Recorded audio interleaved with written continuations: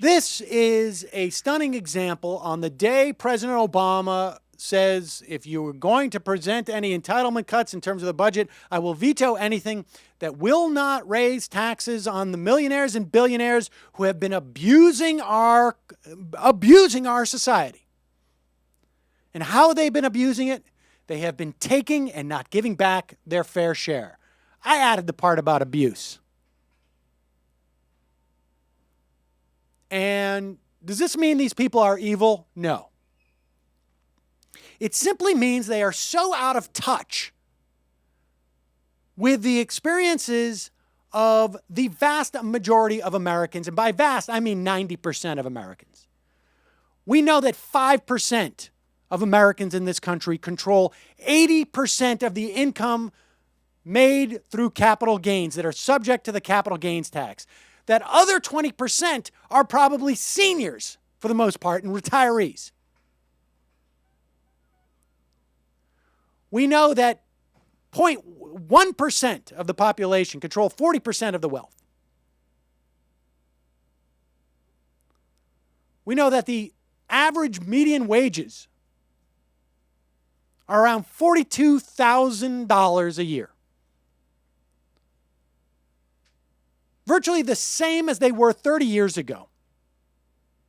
The only group of people in this country who have seen an enormous growth in their wealth has been those people making over $250,000, and more particularly, those making over $1 million or $5 million.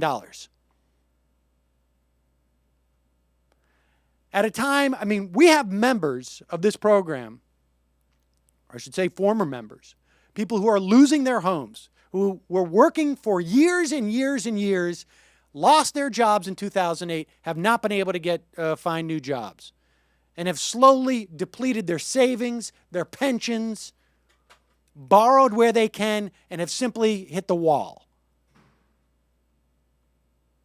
The anxiety, and in many cases, the outright pain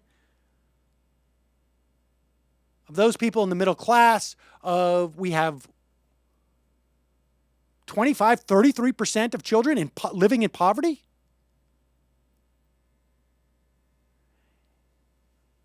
Imagine just how out of touch you must be to be this congressman, Republican Representative John Fleming of Louisiana. Imagine how out of touch you must be to go on television and say what this guy's about to say.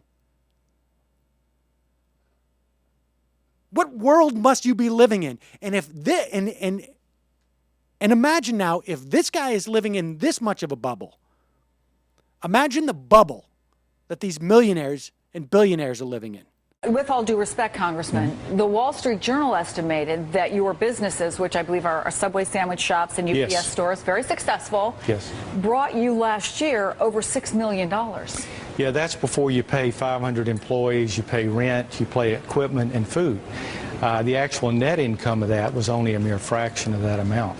So you're saying that if you have to pay more in taxes, you would get rid of some of those employees? These are not as successful businesses as what I would say that since my net income, and again, that's the individual rate that I told you about, the amount that I have to reinvest in my business and feed my family is more like $600,000 of that $6.3 million.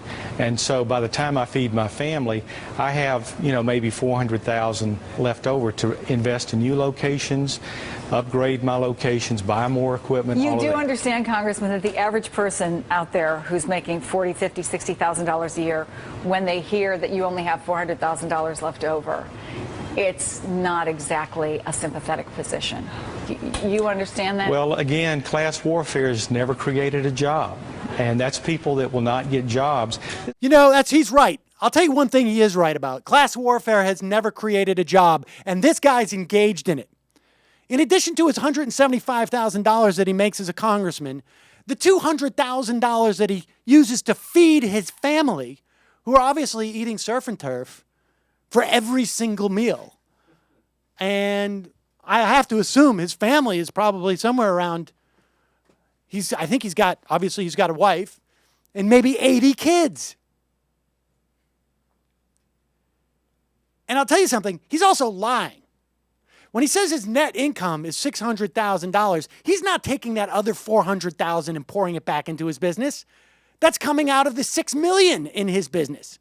So this guy's pulling in $775,000 a year. And he's talking about it's class warfare if he has to pay 8 percentage points over $250,000. Remember, he's not subject to this on all his money. The first $250,000 are subject to the same tax rate as anybody who's making less than that. It's the other $450,000 on he doesn't want to pay 30% tax rate on.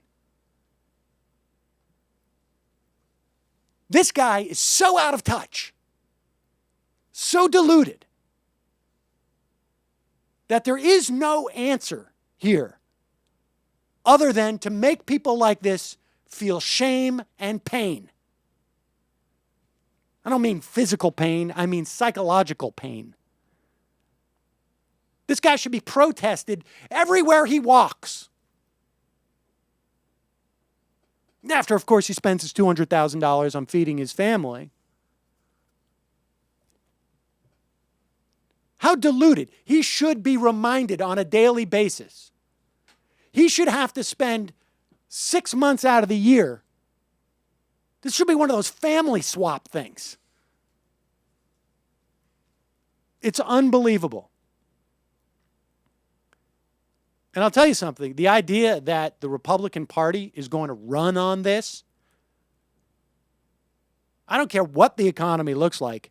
If you're the Republican Party and you're running on this notion that you got to feel bad for me because my take-home pay is only, before taxes, $750,000 a year, good luck to you. You know, you could probably feed your kid $5 Subway footlongs, breakfast, lunch, and dinner, and still not spend as much as this guy's claiming. Well, this guy would never feed his kids what he's selling to the general public. But maybe he's feeding his children gold-flaked scrambled eggs every morning. That can get pricey. That can get pricey. Unbelievable. Just unbelievable.